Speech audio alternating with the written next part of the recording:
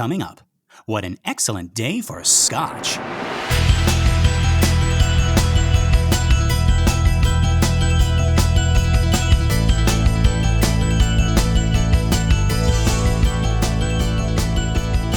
Well, howdy folks, and welcome to minute 94 of the Exorcist Minute, a show where we endeavor to examine, extrapolate, and excavate The Exorcist, minute by terrifying minute. My name is Lester Ryan Clark. And I'm Keenan Diaz. And we'll be your holy guides on this journey through what some have called the scariest movie of all time. Okay, so our minute begins with Karis walking down the stairs. And it ends with them saying, ice, water. Yep. We're fixing to fix a drink here in this wood-paneled room. But before we do, let's get back to the top of this minute, which starts not quite at the top of those stairs. In fact, Karis has just reached the bottom as we hear Chris saying, she's fine. Remember, folks, our last minute ended, and we could tell she was in another room talking to someone on the telephone. Actually, what I like here is that they don't do the typical movie phone dialogue, like, what do you mean, where have I been? In seclusion. Chuck, it's like I already told you. I can't go back to my job, which is shooting the film with you, the assistant director, because Chuck, because my daughter, Reagan McNeil, is very sick. What's that you say, Chuck? A question for me about what I'm going to do next. John Mulaney and Nick Kroll have this Broadway show called Oh Hello, and they play these old dudes, and they have this extended bit about the phone. What's that you say? My daughter? No, you're my daughter. And I was while you were pulling that up, I was remembering on Google here. Yeah, my favorite bit of this is on. Do you know American Dad, the Seth MacFarlane show? Oh yes. Mm-hmm. Oh yeah. So there's one where Francine is talking on the phone and Stan is overhearing her, right? So she has to say everything that she's thinking. So let's see. I pulled it up here. Tonight was so embarrassing. I don't know what to do, sis. What? I've never called you sis before. You're right. It is oddly clunky and expositional. I mean, I know you're my sister, so who am I saying it for? And then they go into the plot stuff, and then she says, "So what's going on with you, sis? Are you enjoying being 3 years younger than me?"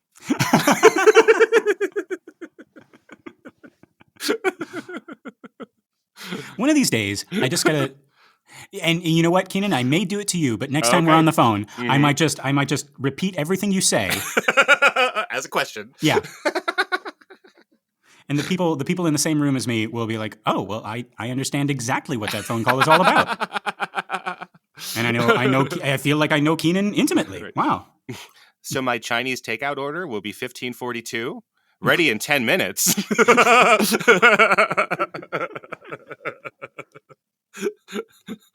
Well, thank you so much, sir. Oh, and you have a good day as well. Great. So luckily we don't do that here. Yeah. This is an Oscar-winning screenplay. Thank God. Yeah. I obviously you have to do some of that sometimes, but this one does avoid all of that. Yeah. I like it. And yet, as sparse and one-sided as this is, we still get everything we need from Chris's half of the conversation. It's very, very effective. Now, Karis gets to the bottom of the stairs, and he sort of looks around, and then he heads to follow the sound of her voice. And as we follow him, we get a little bit more of the layout of the house. And it looks like our map maker might be right about the basement door being under the stairs here. Remember, we were speculating on whether or not some of the layout was guesswork. But it looks like we got a very clear shot here of a door under the stairs right before we entered the library. So that's what this very out-of-place, slightly masculine wood-paneled room is. I guess it's the library. Yeah, well, that's what you would call it. I think the man of the house back then would call it his den or his study or something. Yeah. Mm-hmm. My gun, my boat, pictures of boat room. my gun and boat room. And God help you if you go in there. Yeah. That's Daddy's room. No books allowed. And no girls. Right. Yeah. Oh, wait, no. You're like, no broads, no dames. No skirts. Mm-hmm. Yeah. Yeah, but I think our generation of men, luckily, were just as impressed by, when Belle in Beauty and the Beast goes to the castle, and Uh-huh. the thing that makes her fall in love with the Beast is that library, right? I mean, that is a pretty sweet library. Yeah, and she gets to go all around. I think even boys, straight boys, when they saw that, were like, "I want a library like that in my house, Seriously. where I could flit around Mhm. and on wheeled ladders everywhere." Uh-huh. Yeah. Keenan, wait. Were those books once people? What is the ratio? What is the rule? How much of the inside of that house was actually once alive? Listen, Well, no, I guess they're still alive, but it's very enchanted. It's enchanted as fuck. it's Yeah. as enchanted as this movie is Catholic. Severely enchanted. The most enchanted thing you will ever see. Right, which is code for all of the villagers around the town have been turned into books 10 years ago. Right. Just a huge sudden population drop, and no one's. It was it was the 1800s. People just didn't care about that kind of thing. I guess. Yeah, right. Whole villages go missing. Yeah. Yep. No one's gonna look for them. Nobody can read. Well, certainly not in a library. Yeah. Yeah. Gaston's never gonna find that place. Well, yeah, that's the thing. Gaston picks up a book and he turns it upside down. Like he clearly cannot read. Yeah. So perfect. There's no pictures in it. Yeah. But all of the pictures in that library that Beast shows Belle all are just the image of the person who got turned into the book, like gripping the edge of the picture, like Right. Help me, Tasukade, Tasukade senpai. Hilfe mir. That's German. Yeah. Yeah, exactly. Oh, it'd be great if we knew the French for help me, which is where this is set in. That's too many languages. Let's move Yeah. on. Yeah. Can't have that many languages in our head. We're not. What are we, Captain Howdy? No. Let's get back to Daddy's room. Yeah. Ew. Oh, Daddy's God. not around, so we can go in there and touch all of his guns and boats. That's the first week that Howard left. Reagan's just in there, and she's looking at all the stuff. Is like, "Oh, fuck you, Dad." And he's just, touch. Yeah. Okay. So as he enters, we're Karis, not Howard. We cut to a close up of Chris, and she looks up, and she has changed. Did you notice this, Keenan? Like this is a new outfit, but she has also changed in a sense of like, I don't know how to say it, but like it looks like calm within the storm. The storm is happening, like it's already begun, but she has had time to change, to wash, to breathe. And of course, because like with Karis here, this is probably the most she's been able to hand over control of the situation. Like even with Willie and Carl and Sharon, she's still being the one managing things, right? Managing them, right? So this is probably the first time that she's been able to just sit down and think and breathe. And it's weird. Her face looks... I mean, it still looks pale, but like, am I wrong in thinking there seems to be a little bit more color to it? Oh, definitely. Like compared to the scene on the bench where they're outside, and she's much more alive, I suppose. Yes. Right. It's like she's mourning herself. Like we still see the outline of that bruise, right? And the part of her her eye that's not lit, but But she's in this little corner, and there's pictures, Daddy's pictures of masculine settings and of the storm behind her. But she looks a little bit better. But calm. That's a really good way of putting it. Do you have a favorite Cards Against Humanity card? I have a favorite. My favorite Cards Against Humanity card. So the black one are the questions, right? So it's what I don't know. What should we do in San Diego this weekend or something like that? Or something, better than that. And then my favorite white card, the answer card, is some goddamn peace and quiet. And I just like that because it's so clearly like in a parent's voice. But they don't have to say that. They don't have to be like, I'm a parent, right? And I'm talking to you, kid. What's that, kids? You asked me what I would like this weekend. Well, as your father, I want some goddamn peace and quiet. Right? That is, there is only one cadence. There is only one rhythm. There is only one tone to that Cards Against Humanity card. Yeah, exactly. Some goddamn, right? You had to say it like that, right? Yeah. Some goddamn peace and quiet. What do I want for Father's Day?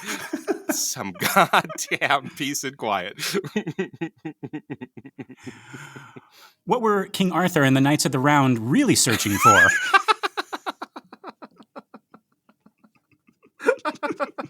Right. What's your love language? What did they find in Al Capone's safe?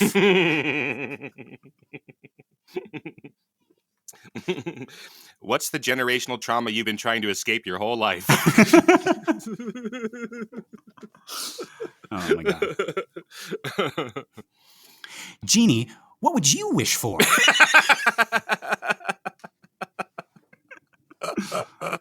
So do you have a favorite card to get humanity card? I think that one, I'm trying to think of any word other than trumps that one. The other cards, yeah. Mm-hmm. Yeah. Whew. So yeah, now Chris looks up as Karis enters, and again, folks, just the changes her face goes through here, like slow, dawning realization, and then quickly turning away, like okay, I gotta end this call. Mm-hmm. And I love what Karis does here. We cut back to the shot of him in the hall. He turns away, places his bag, his valise down, and he's going to wait outside. Another person might have, waltzed in there, made themselves at home, on one of these like cushy leather chairs, right, and waited for Chris to finish in the same room, maybe checking out some of the books. Hey, maybe pouring themselves a drink, right? Maybe touching that boat that says "Do not touch." Actually, this imaginary person is very rude, and I'm already not liking them. But yeah, as he's turning back, we hear a little more of Chris's conversation. She's assuring the person on the other end, okay, I'll talk to you. I'll call you as soon as it's over. Again, like very sparse, like not like overly, what's the word? Like expositional or anything like that, right? We cut back and we get an even closer close-up of Chris. In profile, we see that bruise is healing. Maybe that's partly why she looks better. And she says, no, I'm going through something. Again, with the fragmented speech, it feels so real. That's how we talk, especially when we're going through something. Sure. And I really love Ellen Burstyn's attention to that little detail and the way that she trails off. And she says, and I just have to, and that is a very specific type of trailing off, right? Something just interrupted her. Someone just asked if there was anything they could do for her, to which, after listening, she replies, no, there's nothing. And folks, watch her eyes and watch her mouth after she says, no, there's nothing. Her politeness instinct kicks in. She's trying to reassure this person, and she wants to smile, and her mouth begins to smile, and then she remembers where she is and what's actually going on, and that smile gets like pushed back down. You can actually see her consciously snuff out that smile, and it's chilling and heartbreaking. And I think we've all like been there, where you're like forced to interact with people while still in the midst of dealing with something horrible, and you have to adhere to the unwritten societal politeness thing, and you gotta put on a face and smile and thank them, and maybe you even do feel good,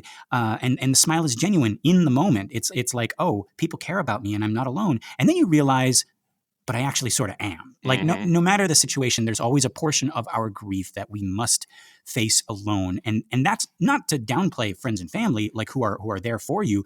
That's an invaluable resource for anyone who is grieving. It's that beautiful persistence of goodness that exists within humans and animals, where it's like, I know you're sad, and I know I can't take away the hurt. I can't even like fully feel it the same way that you're feeling it, but I'm still gonna be here. I'm still gonna like do what I can. That's that like, divine spark that Howdy insists isn't real, right? And that's why Karis is waiting patiently just outside, right? Yeah. So that's I love the way you're putting it, right? Like she's her like politeness instinct, right? And she's like trying to, like at a funeral, if you're the bereaved at a funeral and there's someone who comes up and they're less connected to the deceased than you, and they're like, Right. oh, I'm, and they start to mourn. And even though it's like, the funeral's for everybody, but it's especially for you because you're closer to them, but you still feel like, oh no, it's going to be okay, right? Like your instinct is to reach out to them, even though they're trying to. The whole point of the interaction is that they're supposed to come up. They're trying to come up and comfort you, and you just have this instinct like, no, it's okay, Yeah. Can I tell you a corporate retail trick that I learned, Lester, on Oh, my job okay. at Target. Sure. And it was a hard trick for people to do because it goes against some of their instincts. Mm. But so I used to work at the return desk for many, many years, Uh-huh. and I was really good at the return desk, and I had less people being upset and complaining. You know, there's always going to be, sometimes you can't help everybody, and there's going to be issues, right? But Right. I was very good at calming situations down. Mm-hmm. And the first thing that would happen that I would do is I would apologize to them. And Mm. so if someone was in line and I turned around and they were the first person in line, I didn't know they were there, and I would just say, "Oh, sorry about the wait." And like just Mm. saying sorry about the wait, like, so what's your Mm-hmm. instinct? So you walk up, you wait less than a second. I turn around and say, "Oh, Mm-hmm. sorry about the wait." What do you say? Well, I was like, oh, no worries. It's Oh, fine. it's fine. Oh, what a wonderful trip to the Target. Yeah. Everything's fine. Like you've had to say it out loud, right? You've had to say it's okay. You made me admit that everything's fine. What a bastard. So that's like, that was in sort of our training at the return situation, which is apologize for everything. And then the people who weren't very good at that, like there's something that people like resist, that they just don't want to be wrong for some things that aren't their fault, right? But yeah, it just literally makes people say, "Oh, it's okay. Oh, that wasn't a long wait at all." And then they're remembering like that was a very quick trip to this store, and Yeah. oh, I had a problem, but it really wasn't that big of a deal, and you just start reframing them. So there you go. And maybe any kind of like rehearsed, like planned, like give you a piece of their mind. Right, exactly. Thing. I went all the way back to the store. I was broken. I came back here. Right. And they go, "Oh, I'm sorry about that." And they go, "No, it's fine." Yeah. Yeah.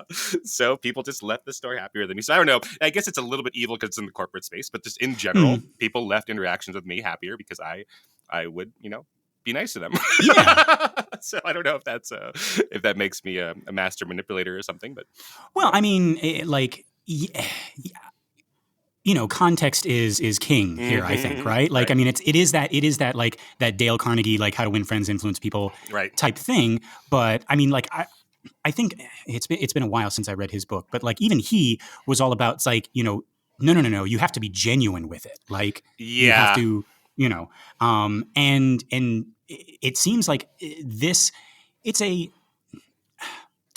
this little bit of manipulation seems like a small price to pay for like making the interaction go smoother. Getting yelled at less frequently from angry people with returns that aren't my Right. fault, right? Yeah, so I admit and, to like one small fault. Like, "Oh, you wait, sorry about that. And then, then they don't yell at me as much. Yeah. Yeah, no. I mean, that's I mean, like as a teacher, like I have to do that kind of like kind of navigating around some very, very strong preteen feelings right. sometimes, and yeah, like getting on their level and seeing the situation as they see it, and kind of like playing it back to them, and showing that like you understand, like that's a big part, Right. Yeah. I like there's actually, now that you mentioned it, there's teaching pedagogy like that is not too far removed from Dale Carnegie, I suppose, right? Of like, everyone, we need your attention, and then you just sort of pause there while people are getting your attention, and then you say thank you, and then you start conditioning the students to to start being like, "Oh, that thank you feels so nice," and they're just gonna start doing that. Yeah, right. Or just that's Pavlov. That is. You are the dogs with no salivary glands or whatever it is. Yeah. Folks were it's kind of like walking that line, because or like complimenting them on a piece of work that they did, right? A piece of art or something like that, right? All that to say, folks, we are nothing more than pleasure-seeking monkeys. That is what we are. Yeah, featherless bipeds who like pleasure. That's it. Well, yeah. Okay, so back to this minute. So Karis is waiting just outside. We cut to him now, and we're sort of peeking through the door at him as he sits out there with his own thoughts, and he can't help but hear Chris as she's talking on the phone, right? He's not like eavesdropping, right? Right. But he hears her say goodbye to the other person and hang up. And this is when he seems to mouth something. Did you catch this? It's so small it might only be an involuntary movement of his lips, but I couldn't help but notice it. No idea what it could possibly be, but after like what do we think? Like, that's the kind of good acting of just like you're just listening and you're not even thinking about what you're going to do, and you start to have these Yeah. little because I it's wonder if not Jason Miller is scripted, even I'm aware sure. of it. Yeah. Right, Like, exactly. Yeah, if you're doing it well, you don't even remember that you're doing it. yeah. But after this, there's a pause. He waits to make sure that she's done, and then he heads back in. Again, I love the camera work here. We've been on a shot of him sitting, and then he gets up, but we don't cut away. We follow him in. Or rather, we're already inside, and he comes toward the camera, and fills the screen. And then we follow him the rest of the way. And again, as the camera begins to move, begins to follow him, we notice that it had been hiding behind something, as it often loves to do in this movie. Yeah. And we don't really notice it until the camera moves and pieces of the environment cross between us and the characters. And there certainly does seem to be a change as we make that transition. We are now fully with Karis. The background is blurry, but then he passes in front of us, and what he reveals is Chris sitting at that desk. And boy, she is looking at him. And I like that she's been looking at him like ever since he entered, but we didn't see it right until his shoulder moves and reveals her. She was looking at him the whole time, right? And we got Truman looking at him over her shoulder. It's like Demi's on trial here. Kenan, what is this look that she has given him? Yeah, and Truman has given him. Yeah, who is Truman to judge? This is the man who authorized Hiroshima and Nagasaki. But Damien, what, have you been listening into this phone call? Right, exactly, right? Not cool, bro. Not cool. That's a private conversation. Yeah. Yeah, it's really interesting. So like we've been out there because the whole scene, if you had to like, they'll do this in acting school or filmmaking school, something like name this scene, like what is this scene, right? And it's going to become a confessional scene, like a confession, but also like a confessional scene. Yes. Yeah, so like in the religious Catholic sense. And so like, that shot of him out in the hall, I love so much because we're peeking through him. He looks down, he looks isolated, he looks down emotionally. And then we're peeking through. We don't, as you say, we don't really know that we're peeking through anything until it starts to move. But it looks to me like a confessional booth, like he's waiting for someone to make that confession. Yeah, and then when he comes in there, she gives him this look that is like not happy. It is what like oh, I know, obviously you were listening to me the whole time or something. Or it's like, so what did you get from upstairs? What did you get this? Right. Yeah. It's like, bring in the report, right? Right. It almost feels like the reconvening of a war council, right? Like maybe because of Truman over there. But like Chris is awaiting a report from one of her generals. Yes. And it seems that's what it seems like to me. Like also something I noticed, I was looking for a time to mention it. Did she cut her hair since the last time they met? It kind of seems like it, but I don't know. Maybe it was like let's clean myself up a little bit. Yeah, right. I know that's a weird thing to focus on, but like the last time we saw her without a scarf, it seemed fuller. Like maybe it's just a different style. Like she combed it in a certain way, right? But like she it's looking almost masculine. Right. Yeah. And again, we're in this stereotypically masculine room, and he's been waiting outside. And when he comes in, she's behind the desk, and then the hair just seems like we've never seen it like this before. Yeah, right? I think that's really fair. Yeah. And in the script for this, it says Chris is at the bar when Karis enters, and we don't have any of this. He's overhearing the conversation. They do call it the study, not the library, as we would call it. So we just jump right into it. So it's not that he was intruding on her or whatever. And then that she's at the bar is going to signal that this is going to be about drinks. But here, when we have this tribunal, it's not about drinks. It's not about, hey, let's have a watering hole moment. It's more about like, come and debrief with me, right? Right. What's the battle plan? Yeah. What's the battle plan? I got Truman on my ass about this. Yeah.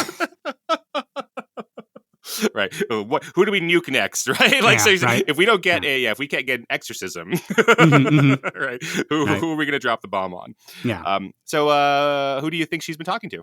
So in the book, this is, there's a part in the book that happens a little bit earlier. It happens like right around the time where it becomes clear that Reagan needs like 24-hour supervision. And that's when I think the assistant director, it could be Chuck, is calling her and saying like, hey, you need to be over here, because she was offered a directing job, and she's directing for Hope. For Hope, right? And this is where she loses hope because she decides to stay with her daughter instead Right. of work on like basically her dream job, which is directing a film, Right. which Burke helped her to get. And oh no, wait, no. Well, Burke was mentoring. Yeah, that Burke was mentoring her towards. Yes, towards getting it, or Right. towards this is her first directing gig, and he was being kind of like a father figure to her. Right. He was sort of doing his Burke thing, and like if I'm remembering correctly, oh, you got that actor to hire you. You were just pretending to be nice to him so he could hire you as director, Chris. You're so tricky, right? But then also like kind of like putting her fears at like staying with her like throughout the night and like explaining every little tiny bit of his job basically, and being an open book for her, and also just being irascible and drunk, but just being Burke basically. But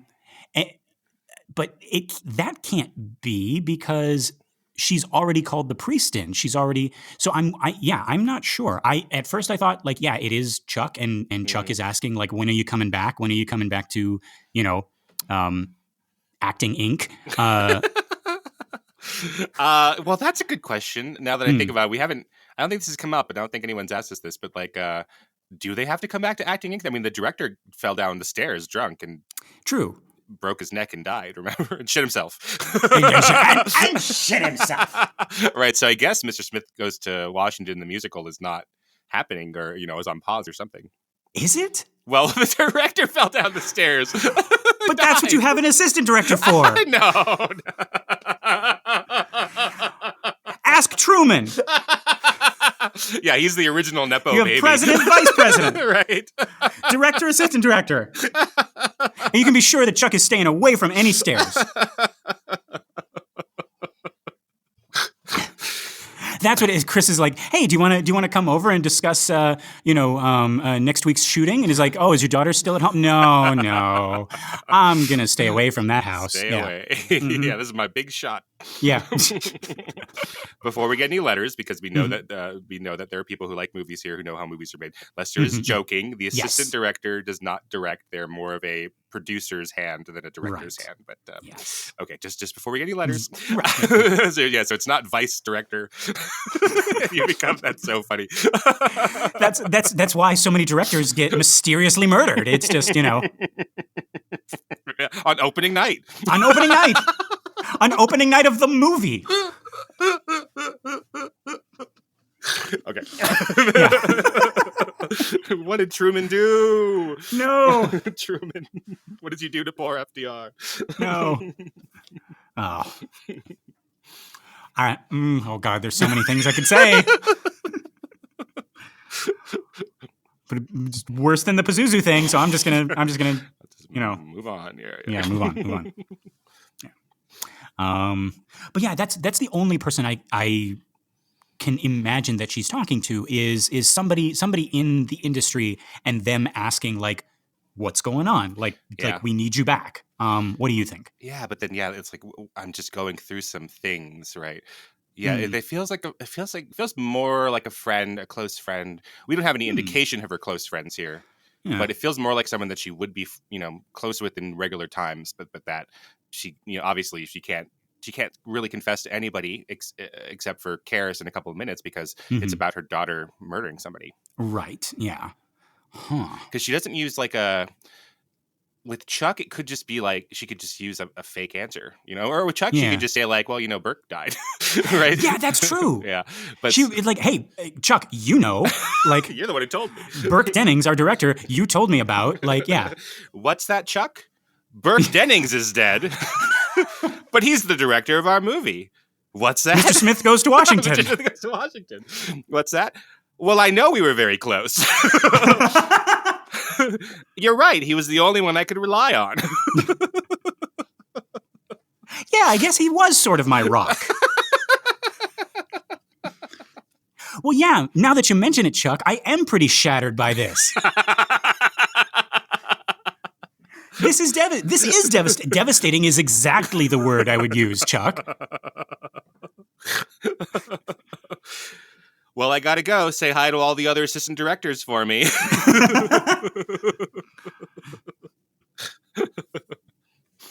God. Yeah.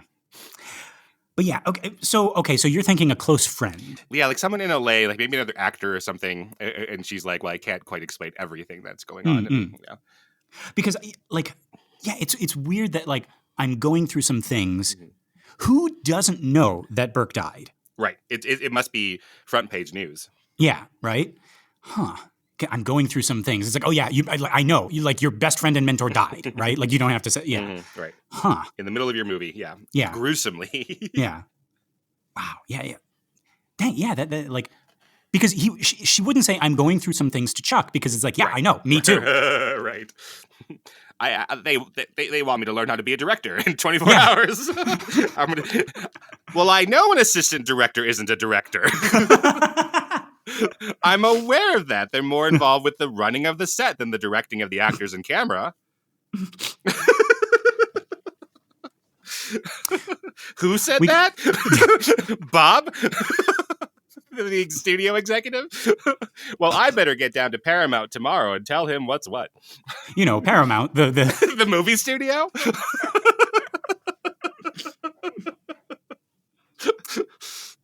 We got this detective nosing around here. He's asking me about movies, which I make.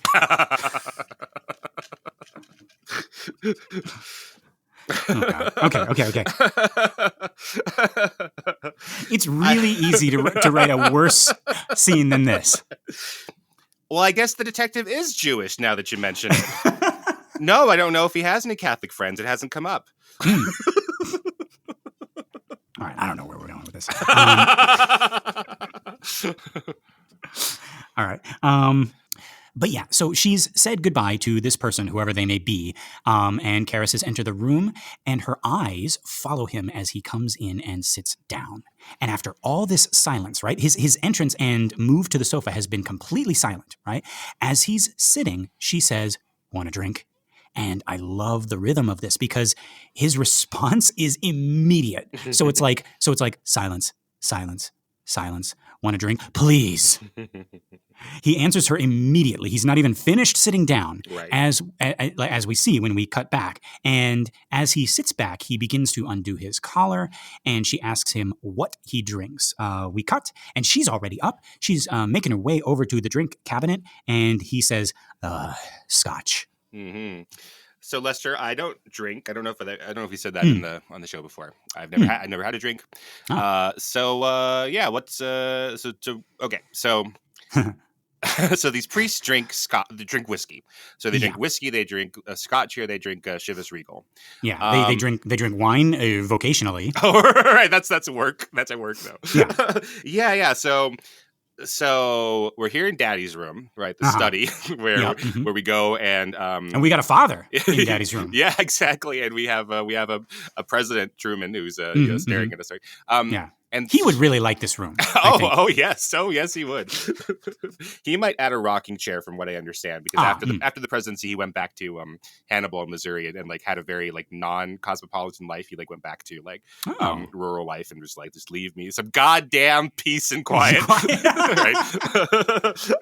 I finished World War II. I killed hundreds of thousands of Japanese over 2 days, and you know, and that the weight of the world on my shoulders. And I'm sure he thought it was right, but I'm sure also he had in his later years possibly some like questions about whether it was, all this stuff. And he's like, I just want to be on a rocking porch, right? A rocking chair on my porch and just sit here and be left alone. Yeah. No parades for me or anything. But anyways, No. so it feels like whiskey is sort of the default drink in movies to me, right? Like that seems to be like, what do you have? It's always kind of whiskey, right? Does that feel right?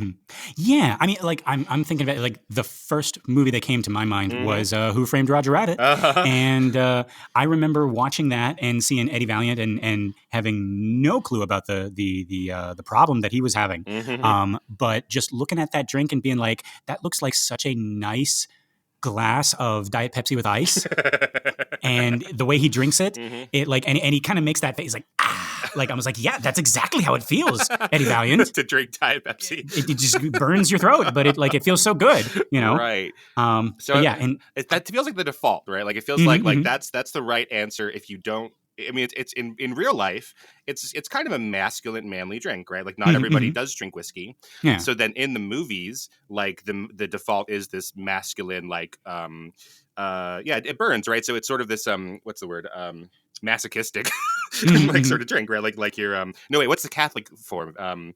What's the word I'm trying to think of? The Catholic thing of masochistic? Yeah. I think that's just Catholic. No, like in a good way. You're supposed to like. Sorry, fellow Catholics. You're supposed to hurt yourself a little bit to get better as a person. Oh shoot! Yeah, there is a word for that. I'm a bad Catholic. Hang on, Keenan. I'm a bad Catholic. Oh, that felt so good. Oh god, I need some scotch. Wait. It's like repentant, penitence. Penitence, yeah. Okay. Right, like it's like the flogging themselves. Yes, yes. Yeah. Whiskey is like a penitent drink, right? It's like it hurts you. So like in the movies, like so, it's like the Spanish Inquisition in your throat. No. I don't know, you know, I'm not like upper class, you know, so but like so like it feels like more people around me drink beer, right? Yeah. Right, but like in a movie, beer is a relaxing drink. It's like it would be a different scene if it's like what do you want? And as she's walking to the cabinet, he's like, oh, a beer, and it's like, what is this, a fucking game? I asked you to come in and take care of my daughter. A beer? Is this a day at the beach for you? Oh, you're just having a great time. Yeah, do you want to get the swimsuit out and go find the pool? Jeez. Yeah, that's really good. Yeah, so if it was a beer. What do you drink? Champagne? Because oh, the bubbles. We got an exorcism on our hands. No. The bubbles tickled my back of my throat. Yeah. And then if it was wine, what is that? Like besides the vocational wine, it's like yeah, like for everybody except priests, wine is a very wine seems like it gets a little romantic. It gets a little bit like I'm just enjoying the sensuality of life. Oh, sensuality. Yeah. Yeah. Like so, beer doesn't make you like love life as much, right? Well, I think beer makes you love life in a different way. It's like I'm here with my pals. Right. We're in this masculine room, and we're gonna play some Cards Against Humanity, and we're gonna drink some beer. Right. Okay. Right? And then we're gonna watch the game, whatever ball it is. If it's egg shaped, if it's ball shaped, we're gonna kick it, we're gonna throw it, we're gonna hit it, we're gonna do something with it. I got a great idea, a ball-shaped ball. Ooh. Now, no one's ever done that before. And then when you think of like vodka, right? Vodka. Right? That's just to get drunk, right? Like that's just to like you're trying to get immediately to drunkenness. Was that what you would say? Well, the first thing, okay, vodka, yeah, like I am going to. I think that's to make the demons be quiet. Oh, Jesus. I think vodka is something you have done something horrible. Or you are about to do something horrible, or you work for a horrible organization that has assigned you some secret assassination mission, and but you're a family man and you have wife and kids, or you're a family woman and you have a family, and you're like, I have to separate these two things, and so I'm going to drink until the demons are silent. Jesus Christ! All right, well that's to good steady to know. my nerves while I aim the sniper rifle. Yeah. Yeah, so if he came in, what do you have to drink? Vodka. It's like, oh, who are you going to kill or have killed? Right. All right, that's very helpful to me. Thank you. Yeah, because it seems like she says, "What do you have to drink?" and the only answer is whiskey of some kind, Scotch. Yeah, right. Scotch. Yeah. There is no other option in the movie. Mm-hmm. I think part of it can also be like, you're drinking a beer. I can't. It's like, where's your father in Europe? It's like I sprinkle. It's like this was full of holy water. Like Homer Simpson. Yeah, it's like you're not going to do that, right? Like, right, but it also wouldn't be like I'll have a Long Island, or I'll have a no, definitely not a Midori sour, or I'll have a blue curacao. No, or sex on the beach. Do you want to drink? What do you drink? Sex on the beach. I'm sorry, Father. What? Shirley Temple. No, but I think you got something there, Keenan, with the the sharpness, the acerbic-ness of a drink like whiskey, like Scotch. Like it's something that you sip. It's something that it's there and you can occasionally drink. You're never gonna swig it. You're never gonna be done with the drink before the conversation. Right. You know what I mean? Like it's always gonna be. It's like before I say, this before I drop this bomb. There's Truman again. like I'm going to take a little sip of this very sour, very bitter thing, and then I'm going to say it. Right. Right. Yeah. It's almost like I'm about to say something really, really bad, and I'm whipping myself. Yep. Right. Wear one of those hair shirts. Yeah. There you go. Right. Or those button-up shirts with the tag still in them. This is very fashionable, but like, just like itches the back of my neck constantly, and it's a reminder of how, we suffer for beauty. No, yeah, just how low class you are normally. Because if you were upper class, you would have lost sensitivity on that part of your neck by now. Right? No. Yeah, they have calluses. That's why they call them callus. Yeah. But yeah, so Karis says Scotch, and he says it in this like broken voice, right? He sounds defeated, or at the very least exhausted, right? And Chris looks exhausted, right? And as she reaches the shelf, she sort of puts a hand to her head as he says, "Ice, water," right? But we'll have to stop there, folks. That is all of my notes for this minute. Keenan, is there anything else we missed? Oh, will she make him a Scotch? Will she make him something else? Yeah. Will she give him a knuckle sandwich along with his drink? We'll have to find out next time. Yeah. Will she be like, I can't make you a Scotch because I'm a doctor? No, I don't know. I can't make you a drink, Father, because my daughter is very sick. Yes. What are you doing down here? Get back up there. The hell back up there. You on vacation? Jeez. Yeah. Throwing back a couple of cold ones to the boys. Yeah. In Daddy's room. Well, let me tell you, I'm not one of the boys. But I'm Daddy in this situation. Now get your head.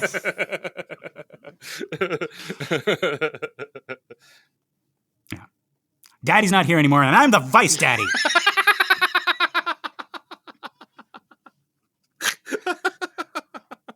That's so weird. Like the vice director and the assistant president behind me. Chris, I'm sorry. I thought you were just the assistant daddy.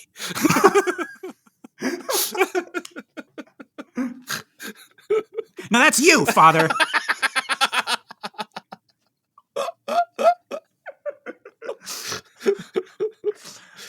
All right. Okay. All right. Folks, this wait. Whoa.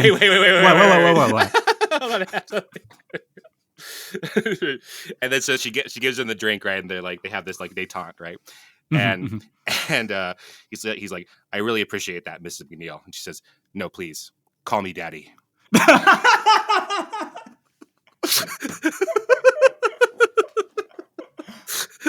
Wait, isn't it always call me Chris? No. Do you see this room? You see that guy behind me? Do you know what he did? Making me choke on my scotch. You're cunting president.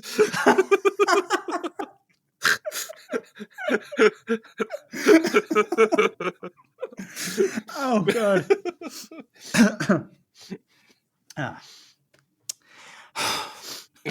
President Truman, what is your decision? What do you want? What do I want? Some goddamn peace and quiet! Oh, my goodness. Okay. All right. Very good. We gotta stop. All right. Folks, this has been another excellent Exorcist Minute. I've been Lester Ryan Clark. You can reach me on all the socials as Lester Ryan Clark. And I've been Keenan Diaz, and you can find me on Instagram and Letterboxd as Howdy Keenan. Yeah, we got our listener group, Compelling Conversations. Go check that out and request to join, and we'll let you in here with us. Thank you so much to everyone who has shared the show by word of mouth or on social media, and a big thank you to everyone who has given us a 5-star ratings on iTunes or Spotify or wherever you listen to our show. We really appreciate it. That's going to help our little podcast grow and find more cool people like you. All right. Keenan, are you thinking what I'm thinking? I think I am, Lester. Folks, until next time, the power of some goddamn peace and quiet compels you.